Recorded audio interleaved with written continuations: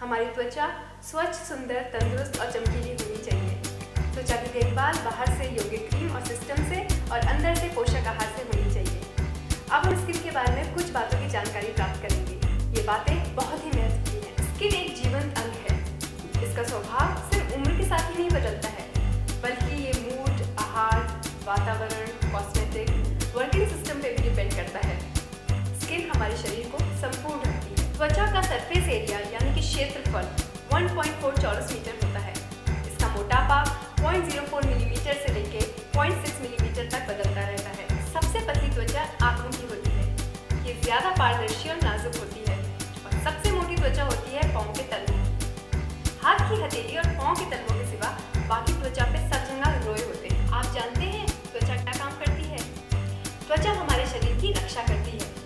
ये पसीने के द्वारा हमारे शरीर के तापमान को बराबर रखती है। पसीने के द्वारा शरीर का कचरा बाहर निकालती है।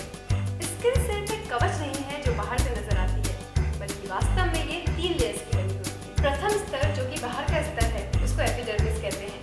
दूसरा होता है डर्मिस जो कि रक्त से भरा होता है और तीसरा होता है हाइपोडर्मिस। ये एक ऐसा काटी टिश्यू है जो कि दोनों स्तरों को पोषण प्रदान करता है।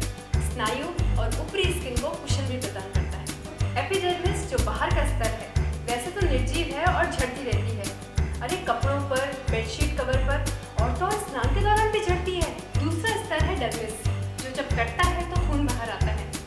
आपको ये जान के ताज्जुब होगा कि जब हमारा मूड बदलता है तब उसके रंग में परिवर्तन आता है।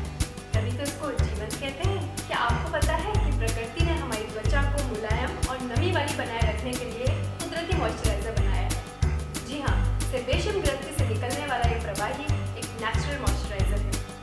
अगर ये संतुलित प्रमाण में होता है तो त्वचा संतुलित रहती है, और अगर ये ज्यादा सक्रिय होता है तो त्वचा को ऑयली बना देता है, और कम सक्रिय होता है तो त्वचा को ड्राई बना देता है। त्वचा का रंग भिन्न भिन्न क्यों होता है, क्या आप जानते हैं?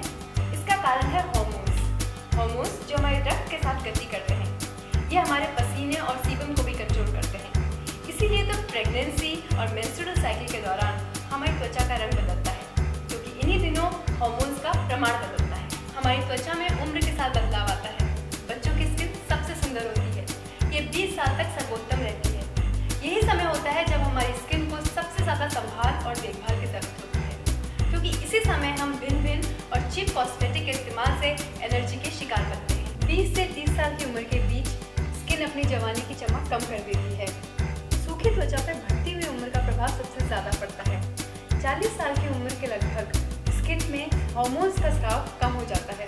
इसकी वजह से स्किन अपना तेज और मजबूती गंवा देती है, झुर्रियां पड़ने लग जाती है। 50 की उम्र में सबसे ज्यादा झुर्रियां और डार्क स्पॉट दिखाई देते हैं। कुछ महिलाएं 50 की उम्र में आके हार्मोनल क्रीम का इस्तेमाल शुरू करती हैं, जिनका असर कुछ घंटे तक ही रहता है और वो काफी महंगी भी होती हैं। स्किन को संभाल के रखने के लिए एक ही उत्तम रास्ता है, उसकी नरमाई, चमकीलापन और उसे मुलायम बना के रखने के लिए वैज्ञानिक रूप